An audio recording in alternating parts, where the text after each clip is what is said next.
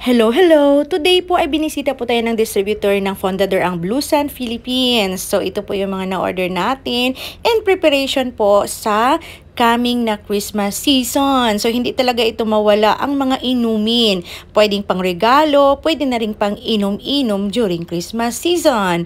And dahil sobra-sobra na po, wala na po akong kalalagyan. So nag-transfer po tayo ng ibang stock. So ayan, ang ganda ng mga balot-balot ng aming Fondador. So, marami na po kaming mga inumin. And tingnan nyo, nag-improvise po ako, nilagay ko po sa itaas para po safety po doon ang mga mamahalin nating mga inumin.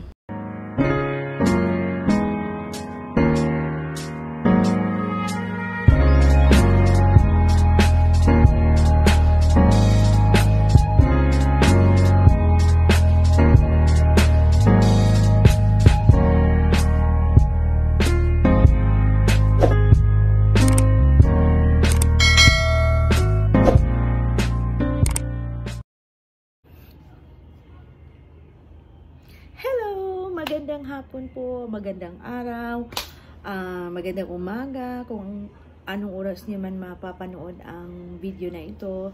And welcome to Noilo TV! Gusto ko lang po magpapasalamat sa lahat po ng aking mga subscribers, sa lahat po ng mga nanonood po sa mga videos ko. So, today, ang aking i-share sa inyo is about po usapang BIR. Meron kasing nag-PM sa akin kasi nakapag-vlog na po ako doon sa basic steps po. Paano po kumuha ng permits from DTI, from business permit, at saka hanggang sa BIR. Nagpapakita din ako doon ng mga form, ano yung mga forms na kakailanganin natin na i-comply natin quarterly. And at the same time, ano po yung mga forms na babayaran natin na gagamitin natin, parang ganon. Na-explain ko din doon anong kaibahan ng VAT taxpayer at saka po non-VAT taxpayer. Ano ba tayo? Non-VAT or VAT taxpayer? Tayong mga may tindahan or may sari-sari store. So, yun. Napakita ko din doon anong advantage ng VAT taxpayer at saka non-VAT taxpayer. Kailan po tayo magiging VAT taxpayer? No, pag magiging VAT taxpayer tayo, pag yung total sales po natin, gross sales po natin for the whole year ay aabot po ng 3 million. Pag hindi pa po tayo makaabot sa amount na yan, ay under po tayo ng non-VAT taxpayer. So, may mga deadlines din akong sinasabi, kailan po magbayad ng mga taxes natin. At anong pangalan or tawag po sa taxes na binabayaran natin. So, mayroon tayong tatlo pala. Una is yung annual registration. Sorry, apat pala. Annual registration. Tapos, mayroon tayong yung quarterly, kasi dati monthly po yan. Ngayon, quarterly na po yung tinatawag na percentage tax. Kasi nga, hindi po tayo VAT taxpayer. Pag ano naman tayo, VAT taxpayer, ang binabayaran natin ay yung VAT. Tapos, magbabayad din tayo ng quarterly ITR. So, doon sa quarterly ITR ay mayroon na po tayong deduction. Pero dito sa 3% na sinasabi na other percentage tax na binabayaran natin na quarterly ay automatic po yan siya, 3% of our total gross sales. So, may nakita din ako na hindi niya alam na nagiging 3% na daw. Kasi dati 1% yan siya under ng CREATE Law. So, yung CREATE Law ay nangyari during the time of pandemic. So, binibigyan ng chance yung mga negosyante na from 3%, 1% na ang babayaran nila quarterly. Pero, yun ay hanggang June 30 of 2023. July 1 onward ngayon ay 3%. Balik po siya ng 3% of the total sales or gross sales po natin. So, yun po. Yun po yung mga pagbabago. So, hindi niya alam. Pero, magtanong tayo kasi ma-open naman din natin yung website ni BIR. Then, mayroon din tayong anong tawag ito? Yung quarterly ITR. So, other percentage tax, and then yung quarterly na binabayaran natin na income tax return. Tapos, of course, ang annual na ITR natin every April 15. So, magfa-file din tayo sa mga ganyan. So, na-share ko na doon. Pero, may nag-PM kasi sa akin, sabi niya, na may nabasa daw siya na pwede palang i-garnish ng BIR ang pera natin sa bangko. Ano bang ibig sabihin ng garnishment? Ang garnishment, yun po yung i-hold ni BIR, yung money natin sa bank, so hindi natin magalaw yun.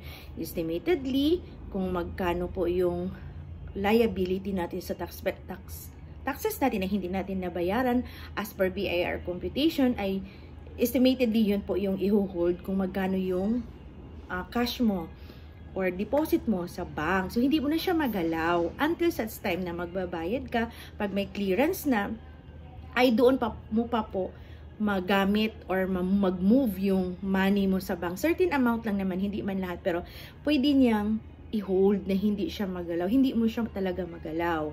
So, yun po yung ibig sabihin ng garnishment. Paano po ba magkaroon ng garnishment? Hanggang saan po? Kaya pala ni BIR, yes, kaya po ni BIR na mag-garnish ng account natin sa bank, yung money natin sa bank. But that case is hindi siya mangyari kung nakipag-coordinate tayo sa BIR during the time na may mga notices na binigay si BIR sa atin, inasikaso natin, nakiusap tayo, nakipag-coordinate tayo sa kanila, ay hindi po yan mangyari. Yan siya mangyari pag hindi natin inaasikaso. So, dapat asikasuhin natin kasi mayroon din silang mga deadline. Number of days na binigyan tayo na mag-comply kung ano yung dapat natin i-comply, i-prove. Kung mayroon mga discrepancies sa computation, i-prove natin na hindi tama yon, or mag-provide tayo ng proof kung mali yung assessment ni BIR. So, hanggang sa pwede tayong mag-haggle, no? Mag-compromise tayo sa BIR kung magkano lang yung kaya nating bayaran. Pero, yan ay magagawa natin kung magiging cooperative po tayo. Kasi, si BIR naman kaibigan natin eh. Dapat nating maintindihan na bago po tayo nag-start ng negosyo natin ay alam natin ano yung mga responsibility natin, ano yung mga obligasyon natin na dapat nating bayaran sa government. Importante po kasi ang taxes natin. Gusto ko lang po i-emphasize.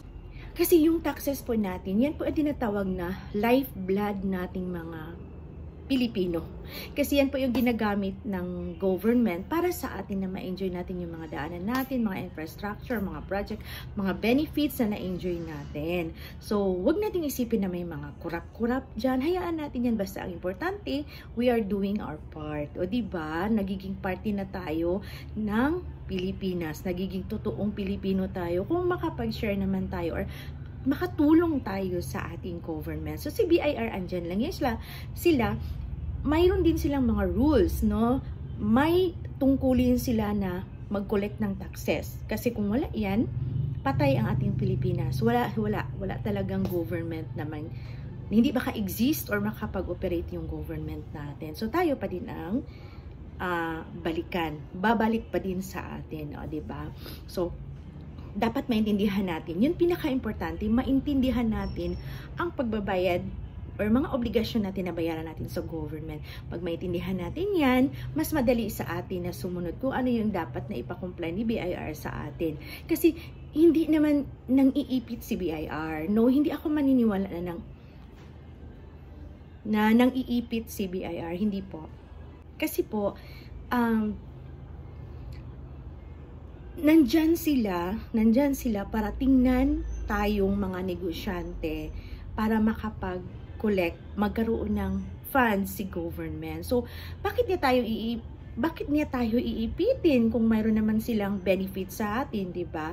So, parang symbiotic relationship, meaning nakuha tayo ng benefits sa government, tayo naman ay magbigay naman sa government or magbayad ng mga obligasyon natin sa government.